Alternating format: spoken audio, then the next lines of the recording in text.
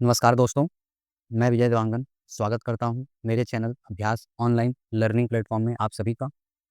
पिछले वीडियो के माध्यम से हमने करंट अफेयर की सीरीज़ शुरू की थी।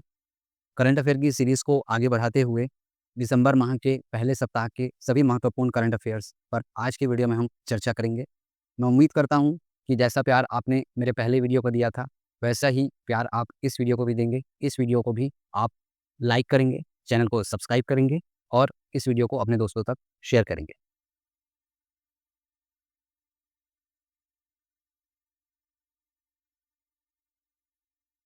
तो चलिएगा दोस्तों, शुरू करते हैं आज की इस वीडियो को। इसमें हमारा आज का पहला तथ्य है रातापानी वन्यजीव अभयारण्य। रातापानी वन्यजीव अभयारण्य मध्य प्रदेश से संबंधित एक अभयारण्य है। हाल ही में इसका चर्चा में रहने का कारण यह है कि रातापानी वन्यजीव अभयारण्य को मध्य प्रदेश का 8वां टाइगर रिजर्व के रूप में इसे घोषित किया गया है। जबकि मध्य प्रदेश के 90 टाइगर रिजर्व के रूप में माधव नेशनल पार्क को जो है 90 टाइगर रिजर्व के रूप में घोषित किया गया है। इस तरह से यह कहा जा सकता है कि मध्य प्रदेश को 2 दिन में 2 नए टाइगर रिजर्व जो है वो मिले हैं। मध्य प्रदेश में टाइगर्स की संख्या अधिक होने की वजह से मध्य प्रदेश को टाइगर स्टेट का दर्जा भी मिला हुआ है। ठीक है दोस्तों, आगे बढ़ते हैं दोस्तों। जब रातापानी वन्यजीव अभयारण्य को टाइगर रिजर्व के रूप में अधिसूचित किया गया, तो इस अधिसूचना की घोषणा मध्य प्रदेश के मुख्यमंत्री डॉक्टर मोहन यादव द्वारा की गई। आगे बढ़ते हैं अगले तथ्य की ओर, जो कि है वर्ल्ड मैरीटाइम कॉन्फ्रेंस से संबंधित। वर्ल्ड मैरीटाइम कॉन्फ्रेंस 2024 का आयोजन भारत में चेन्नई में किया गया। इसका आयोजन 4 दिसंबर से लेकर के 6 दिसंबर के बीच किया गया और वर्ल्ड मैरीटाइम कॉन्फ्रेंस का आयोजन भारत में 15 वर्ष के अंतराल के बाद किया गया। ध्यान दीजिएगा दोस्तों, इस तथ्य से 2 प्रश्न बन सकते हैं, जो कि होगा इसका आयोजन कहाँ किया गया? तो चेन्नई में इसका आयोजन किया गया। और दूसरा प्रश्न ये बन सकता है कि इसका आयोजन कितने वर्ष के अंतराल के बाद किया गया? तो 15 वर्ष के अंतराल के बाद इसका आयोजन भारत में किया गया। आगे बढ़ते हैं दोस्तों अगले तथ्य की ओर। यूनेस्को ने पश्चिम बंगाल को हेरिटेज पर्यटन घोषित किया। हाल ही में यूनेस्को ने पश्चिम बंगाल को हेरिटेज पर्यटन के लिए टॉप डेस्टिनेशन के रूप में घोषित किया है। मुख्यमंत्री ममता बनर्जी ने धार्मिक विरासत और चाय पर्यटन में राज्य की महत्वपूर्ण प्रगति पर जोर दिया। अब देखते हैं अगले तथ्य को, जो कि संबंधित है खो खो विश्व कप से। खो खो विश्व कप का आयोजन भारत में किया जाएगा। भारत में इसका आयोजन नई दिल्ली में होगा। नई दिल्ली में अगर स्थान पूछा जाए तो नई दिल्ली में इसका आयोजन इंदिरा गांधी इंडोर स्टेडियम में इसका आयोजन किया जाएगा। यह ऐसा पहली बार होगा जब खो खो विश्व कप का आयोजन किया जा रहा है और इसका आयोजन अगले साल 2025 में 13 जनवरी से लेकर के 19 जनवरी के बीच इसका आयोजन किया जाएगा। इस खो खो विश्व कप के आयोजन में भारत की ओर से भारतीय ओलंपिक संघ और भारतीय खो खो महासंघ के द्वारा इसका आयोजन किया जा रहा है। ध्यान दीजिएगा दोस्तों, इस प्रश्न से जो महत्वपूर्ण तथ्य बन सकते हैं वो ये है कि खो खो विश्व कप का आयोजन पहली बार हो रहा है, तो इसका आयोजन कहाँ किया जा रहा है? तो इसका आयोजन हमारे देश भारत में किया जा रहा है। भारत में इसका आयोजन नई दिल्ली स्थित indoor Indira Gandhi indoor stadium में इसका आयोजन किया जा रहा है। आगे बढ़ते हैं साथियों। गरचोला को मिला जीआई टैग। गरचोला गुजरात का एक मशहूर पारंपरिक हस्तशिल्प कला है, जिसे जीआई टैग के रूप में चिन्हित किया गया। गरचोला को जीआई टैग के रूप में चिन्हित करने के बाद यह गुजरात का 27वां ऐसा उत्पाद है जिसे जीआई टैग के रूप में चिन्हित किया गया है। गरचोला को जीआई टैग के रूप में चिन्हित करने के लिए नई दिल्ली में जीआई एंड बियॉन्ड विरासत से विकास तक के कार्यक्रम में इसे जीआई टैग के रूप में चिन्हित किया गया। ध्यान दीजिएगा दोस्तों, किसी भी वस्तु या उत्पाद को जब जीआई टैग के रूप में चिन्हित किया जाता है तो उस वस्तु का महत्व बढ़ जाता है। साथ ही साथ वह वस्तु जिस भौगोलिक स्थान से संबंधित है, उस भौगोलिक स्थान को भी एक अलग पहचान मिलती है। खेलो इंडिया यूथ गेम्स और पैरा गेम्स 2025। खेलो इंडिया यूथ गेम्स और पैरा गेम्स 2025 का आयोजन बिहार में किया जाएगा। इसका आयोजन अगले वर्ष अप्रैल में, ध्यान दीजिएगा दोस्तों, इसका आयोजन अगले वर्ष अप्रैल में किया जाएगा। बिहार राज्य में इसके आयोजन करने के पीछे कारण यह है कि बिहार को खेलों के क्षेत्र में आगे बढ़ावा मिल सके। इसी क्रम में इससे पहले राजगीर में महिला एशियाई चैंपियंस ट्रॉफी का सफल आयोजन किया गया। पहला एशियाई हॉकी चैंपियंस ट्रॉफी 2024। इस टूर्नामेंट के फाइनल मुकाबले में भारत ने चीन को 1-0 से हराया और 1-0 से हराकर महिला एशियाई हॉकी चैंपियंस ट्रॉफी 2024 में नाम किया। ध्यान दीजिएगा दोस्तों, इस मैच में निर्णायक गोल दीपिका ने 31वें मिनट में किया। इसी के साथ यह मैच 1-0 से भारत ने जीत लिया और इस मैच में चीन को पराजित किया। एक और तथ्य इस प्रश्न से संबंधित यह है कि दीपिका ने इस टूर्नामेंट में कुल 11 गोल किए और 11 गोल के साथ वह इस टूर्नामेंट टॉप स्कोरर। नियंत्रक एवं महालेखा परीक्षक। ध्यान दीजिएगा दोस्तों, अगला तथ्य नियंत्रक एवं महालेखा परीक्षक से संबंधित है। नियंत्रक एवं महालेखा परीक्षक के रूप में केंद्र सरकार ने संजय मूर्ति को नियुक्त किया। संजय मूर्ति इससे पूर्व शिक्षा मंत्रालय में उच्च शिक्षा विभाग के सचिव के रूप में कार्यरत रहे थे और इनसे पूर्व नियंत्रक एवं महालेखा परीक्षक की बात करें तो गिरीश चंद्र मुर्मू इनसे पूर्व नियंत्रक एवं महालेखा परीक्षक के पद पर थे। गिरीश चंद्र मुर्मू नियंत्रक एवं महालेखा परीक्षक बनने के पूर्व जम्मू कश्मीर राज्य के पहले उपराज्यपाल के रूप में भी कार्यरत रहे थे। आगे बढ़ते हैं दोस्तों अगले तथ्य की ओर, जो कि संबंधित है महाराष्ट्र के नए मुख्यमंत्री को लेकर। देवेंद्र फडणवीस ने महाराष्ट्र के नए मुख्यमंत्री के रूप में तीसरी बार शपथ ली।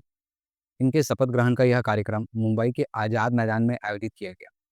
ध्यान दीजिएगा दोस्तों, देवेंद्र फडणवीस ने तीसरी बार महाराष्ट्र के मुख्यमंत्री पद की शपथ ली है। इनके साथ एकनाथ शिंदे ने डिप्टी सीएम के रूप में शपथ लिया और दूसरे डिप्टी सीएम के रूप में अजित पवार ने भी इस शपथ ग्रहण समारोह में डिप्टी सीएम के रूप में शपथ लिया। इससे पहले फडणवीस पहली बार 2014 में महाराष्ट्र के मुख्यमंत्री पद के रूप में रहे और 2019 के हुए चुनाव में शिवसेना के अलग हो जाने के बाद एनसीपी नेता अजित पवार के साथ मिल करके इन्होंने कुछ दिन सरकार चलाई, लेकिन वह सरकार कुछ 5 दिनों तक ही चल पाई और फिर वह सरकार गिर गई। तो इस तरह देवेंद्र फडणवीस जो है वो तीसरी बार मुख्यमंत्री के रूप में, महाराष्ट्र के मुख्यमंत्री के रूप में शपथ ली। आगे बढ़ते हैं दोस्तों और अब प्रश्न आ गया है टेक्नोलॉजी से संबंधित। PROBA 3 mission. यूरोपीय अंतरिक्ष अभिकरण द्वारा प्रोबा 3 मिशन को 4 दिसंबर को श्रीहरिकोटा से लॉन्च किया गया। इसे लॉन्च करने के लिए PSLV C59 रॉकेट का उपयोग किया गया, जो कि 550 किलोग्राम उपग्रहों को स्पेस में ले जाएगा। ध्यान दीजिएगा दोस्तों, इस प्रश्न से जो महत्वपूर्ण प्रश्न एग्जाम में बन सकते हैं वो ये है कि इससे संबंधित अंतरिक्ष अभिकरण कौन सा है। तो प्रोबा 3 मिशन से संबंधित अंतरिक्ष अभिकरण जो है वो यूरोपीय अंतरिक्ष अभिकरण जो है वो इससे संबंधित है। साथ ही साथ इसे PSLV C59 रॉकेट के माध्यम से लॉन्च किया गया। PSLV C59 रॉकेट के माध्यम से प्रोबा 3 मिशन को लॉन्च किया गया।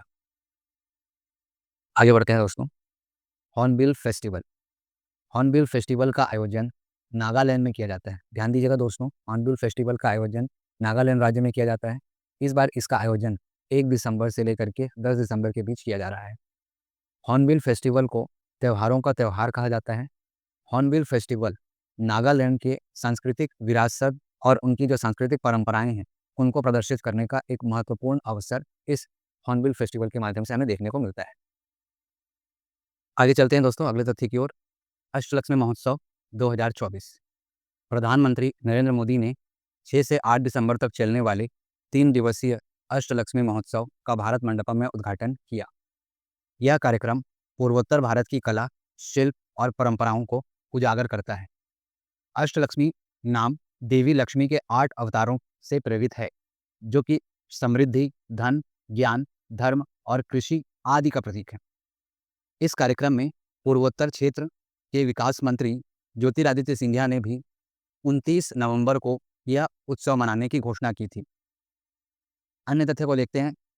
अन्य आयोजनों में हथकरघा, हस्तशिल्प, कृषि और पर्यटन को बढ़ावा देने के लिए प्रदर्शनियों का आयोजन किया जा रहा है। आगे बढ़ते हैं दोस्तों, men's hockey junior Asia cup 2024।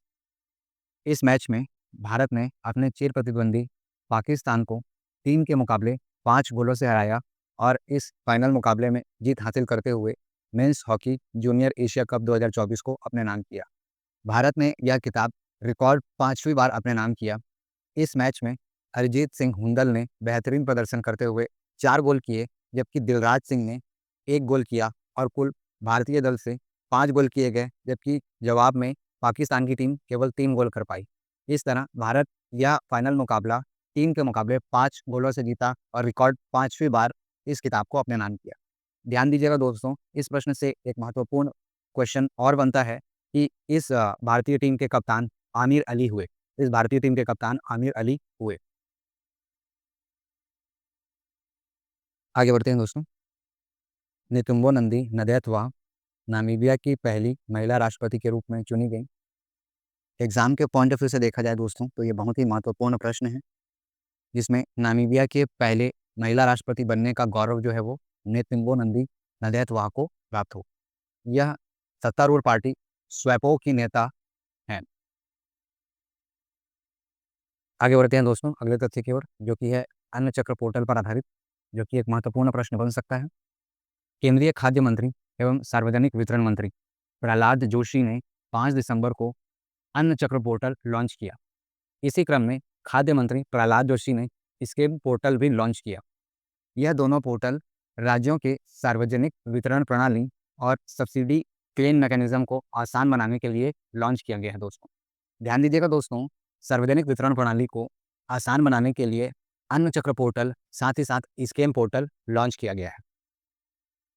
आगे बढ़ते हैं दोस्तों अगले तथ्य की ओर आगे बढ़ते हैं। एग्जाम पॉइंट ऑफ व्यू से ये बहुत ही महत्वपूर्ण प्रश्न है। चलिए देखते हैं इस प्रश्न।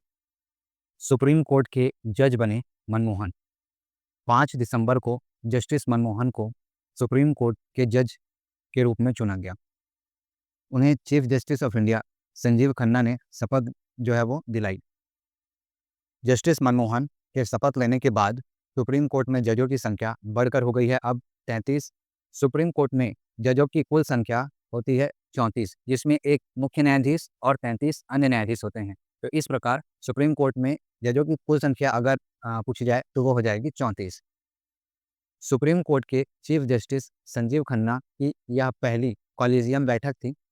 कॉलेजियम में चीफ जस्टिस के अलावा justice B R. Gavai, justice Suryakant और जस्टिस ऋषिकेश रॉय और जस्टिस ए.एस. ओका भी शामिल रहे। आगे बढ़ते हैं दोस्तों। अगला प्रश्न संबंधित है टर्नर पुरस्कार से। टर्नर पुरस्कार ब्रिटेन से संबंधित एक पुरस्कार है जो ब्रिटेन के प्रतिष्ठित कलाकारों को दिया जाता है। इस बार यह पुरस्कार भारतीय मूल की जसलीन कौर को मिला। उन्हें यह पुरस्कार 4 दिसंबर को उनके द्वारा आयोजित प्रदर्शनी ऑल्टर ऑल्टर के लिए यह सम्मान उन्हें प्राप्त हुआ है। इस पुरस्कार का नाम मशहूर चित्रकार J.M.W. टर्नर के नाम पर रखा गया है और टर्नर पुरस्कार की शुरुआत पहली बार 1984 में इसकी शुरुआत हुई। यह पुरस्कार ब्रिटेन में जन्मे या ब्रिटेन से संबंध रखने वाले किसी भी कलाकार को दिया जाता है। इस पुरस्कार के पहले विजेताओं में ब्रिटिश भारतीय मूर्तिकार अनीस कपूर भी शामिल हैं। फिजी में भारतीय उच्चायुक्त की नियुक्ति। हाल ही में 5 दिसंबर को इंडियन फॉरेस्ट सर्विस के ऑफिसर सुनीत मेहता को फिजी में भारत का अगला उच्चायुक्त के रूप में नियुक्त किया गया। सुनीत मेहता 2007 बैच के इंडियन फॉरेस्ट सर्विस के ऑफिसर रहे हैं। इस तथ्य से संबंधित और जो अन्य प्रश्न बन सकते हैं उस पर ध्यान देते हैं दोस्तों। फिजी की राजधानी सुआ शहर, सुआ एक शहर है जो कि फिजी की राजधानी के रूप में जाना जाता है। साथ ही साथ फिजी की करेंसी की बात करें तो फिजी में करेंसी के रूप में फिजी डॉलर जो है वो मान्य है। आगे बढ़ते हैं दोस्तों। सैन्य अभ्यास से संबंधित यह प्रश्न है। भारत और कंबोडिया के मध्य सैन्य अभ्यास हुआ और यह सैन्य अभ्यास को नाम दिया गया सिम्बैक्स। इसका आयोजन महाराष्ट्र के पुणे में किया जा रहा है और इसका आयोजन 1 दिसंबर से 8 दिसंबर 2024 तक किया जाएगा। साथ ही साथ भारतीय सेना और कंबोडिया की सेना के बीच ज्वाइंट टेबल टॉप एक्सरसाइज के रूप में यह पहला संस्करण होगा। इस अभ्यास में भारतीय सेना और कंबोडिया की सेना मुख्य रूप से आतंकवाद विरोधी अभियानों पर युद्ध अभ्यास करेगी। तो दोस्तों आज के वीडियो में बस इतना ही। मैं उम्मीद करता हूँ कि आपको मेरा यह वीडियो पसंद आया होगा। मैंने इस वीडियो के माध्यम से कोशिश की कि दिसंबर माह के पहले सप्ताह के सभी महत्वपूर्ण करंट अफेयर को कवर किया जाए और आप सभी को मेरा यह प्रयास पसंद आया होगा। अगर यह मेरा वीडियो अच्छा लगे तो मेरे इस वीडियो को लाइक करिएगा, चैनल को सब्सक्राइब करिएगा और इस वीडियो को अपने दोस्तों तक शेयर करिएगा। जय जोहार, जय छत्तीसगढ़।